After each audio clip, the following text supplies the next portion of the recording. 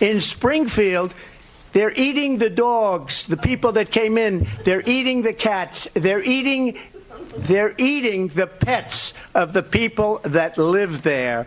And this is what's happening in our country. I just want to clarify here. You bring up Springfield, Ohio, and ABC News did reach out to the city manager there. He told us there have been no credible reports of specific claims of pets being harmed, injured, or abused by individuals within the immigrant community. Well, I've seen people on television. Let me just say here, this is the people on television say my dog was taken and used for food. So maybe he said that, and maybe that's a good thing to say for a city manager. I'm not taking this from television. But the people on television saying their dog was eaten by the people that went there.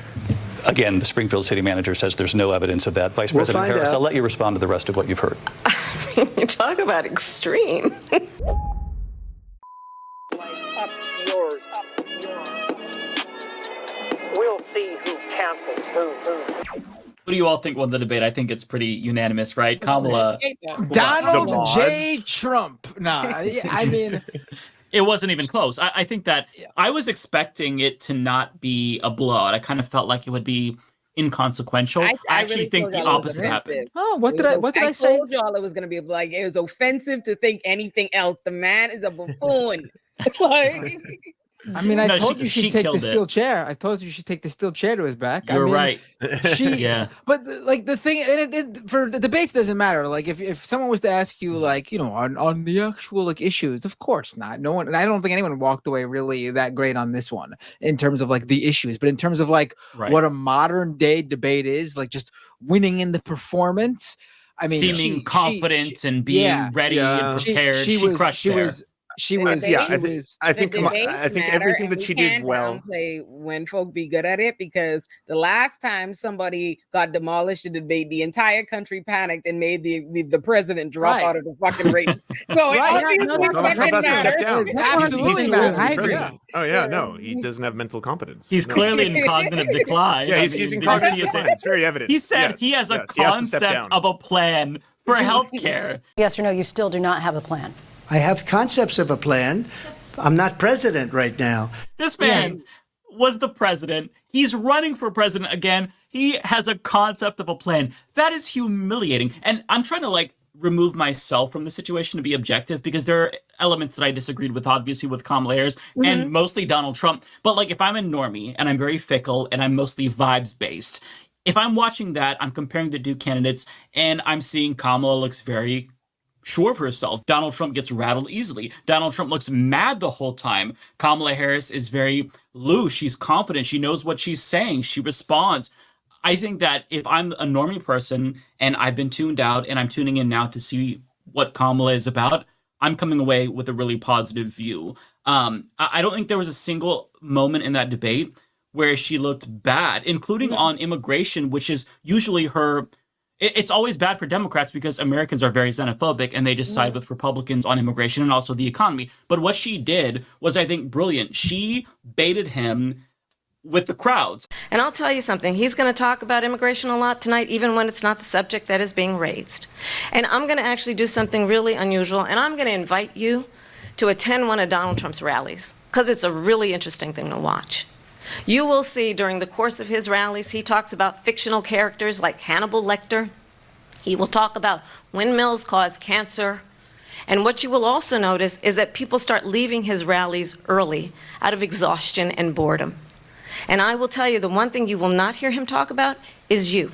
You will not hear him talk about your needs, your dreams, and your desires.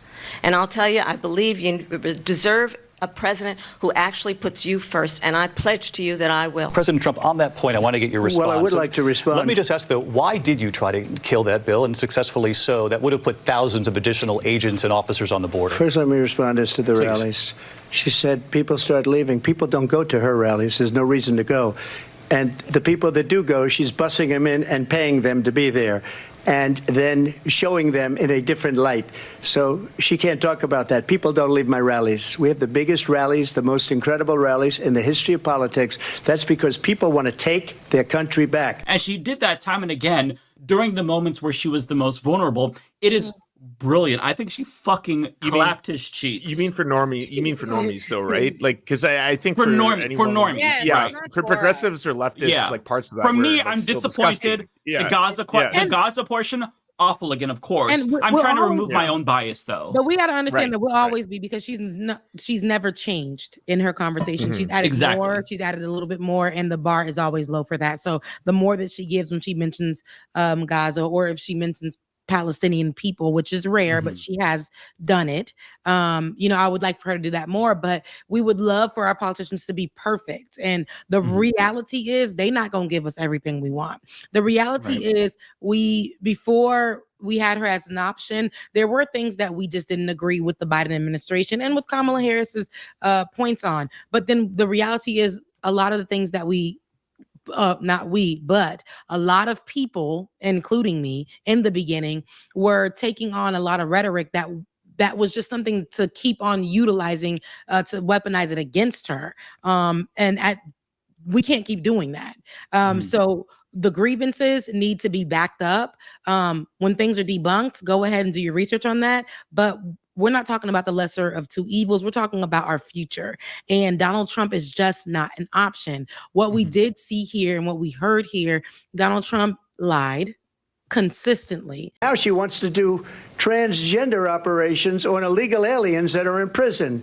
But the Republican people and conservative constituents, people who identify with conservative views, I had people texting my phone, all because I said, here is, I tweeted out or threaded out, whatever they call it, Kamala's face. And I'm like, this is all of us as Donald Trump speaks. And here go people who just got their papers yesterday. Here go them saying, well, she's not saying nothing.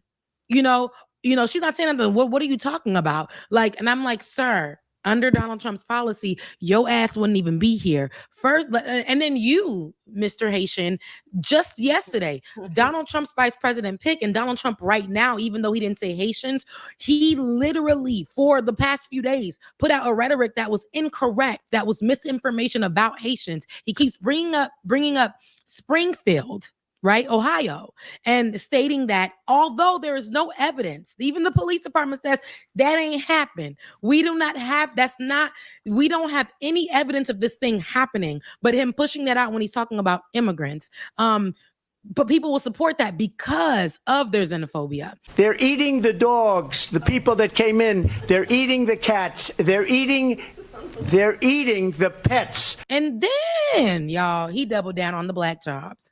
He said that people are coming in and to take jobs from black people and was it Mexicans? He said Spanish people, whoever. But the two immigrant groups, African Americans, Hispanics, the two groups here, black people. And we know black is not a monolith. And we know, so they come in all types. So when he says black Americans, we know he's including black immigrants. And when he says Hispanics, we know he's talking about Mexicans.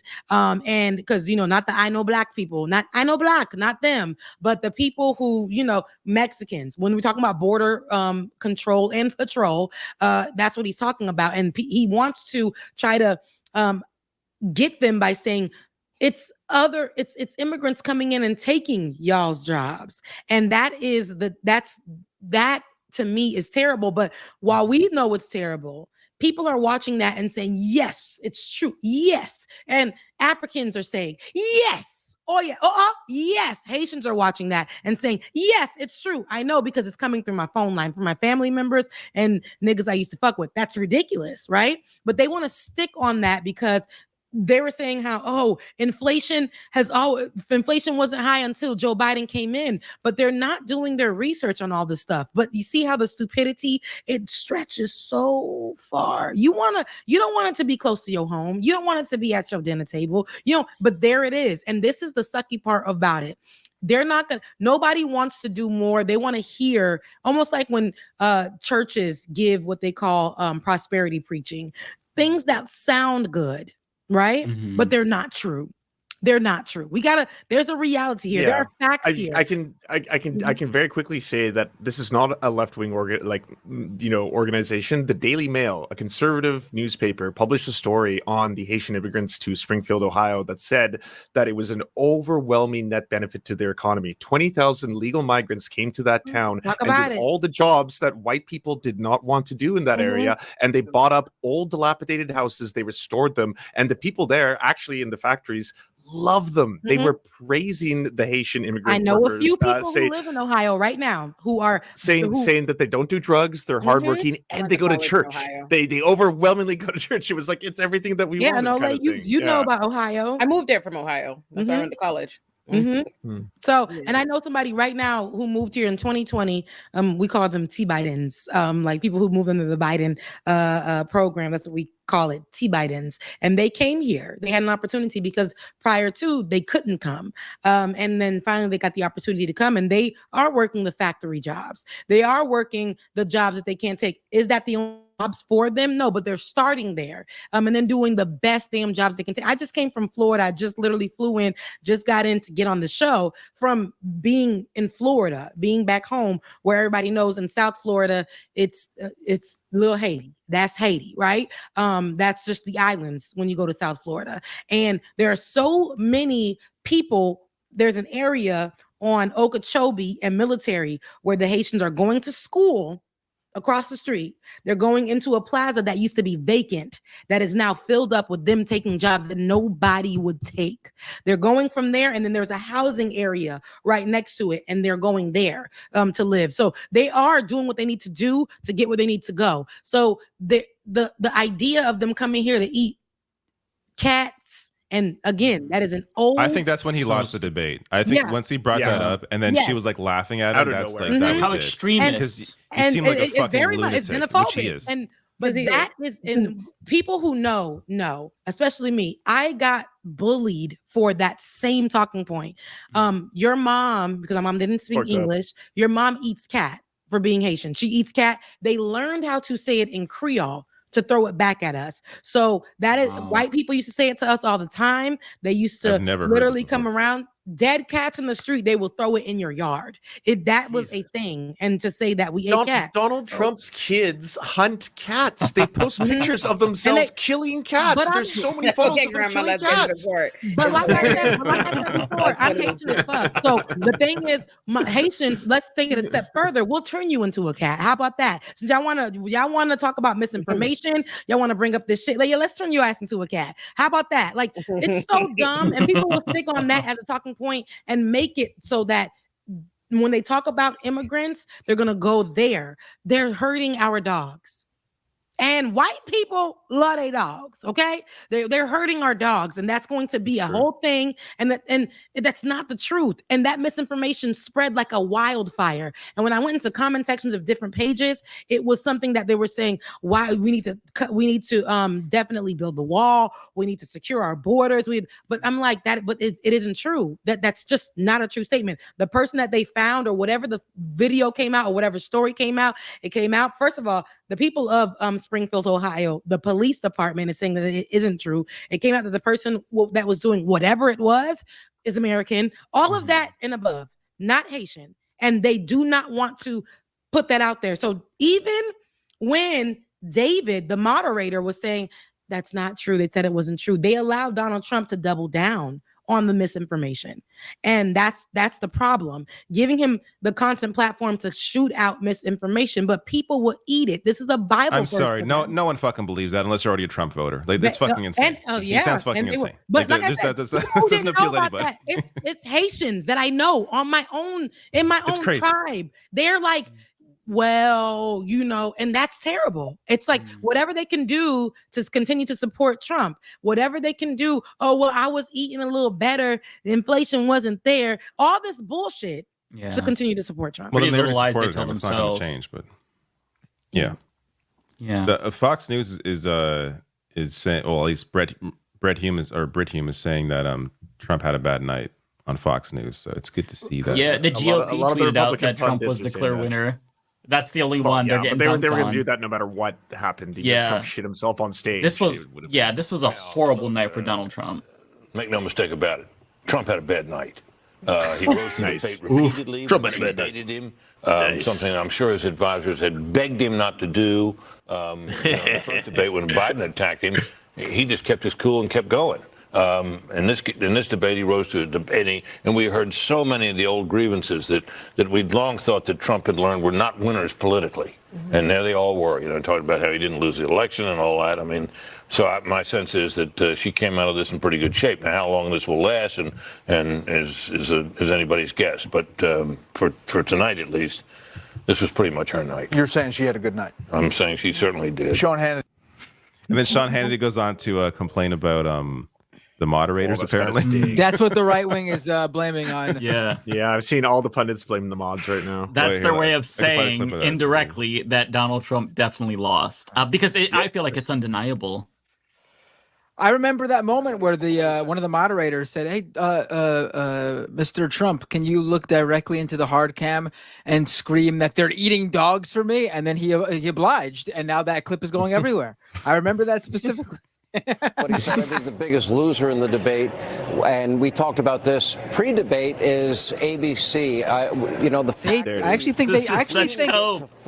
actually think like I know Rebecca had some good, obviously, points about where they faltered, but in comparison to past debate moderators, I actually thought this has been the best yet. They were I thought it was actually really good compared to other debates. They were coming off CNN. It feels like night and day. No, I agree with Rebecca's criticisms for sure. No, my criticisms stand, but I also agree with that. Though they did the bar was low. Make sure the bar is always low right now. Yeah. But they did, and when I say that, I don't want to diminish what Kamala's work has been in the last month and a half to whatever.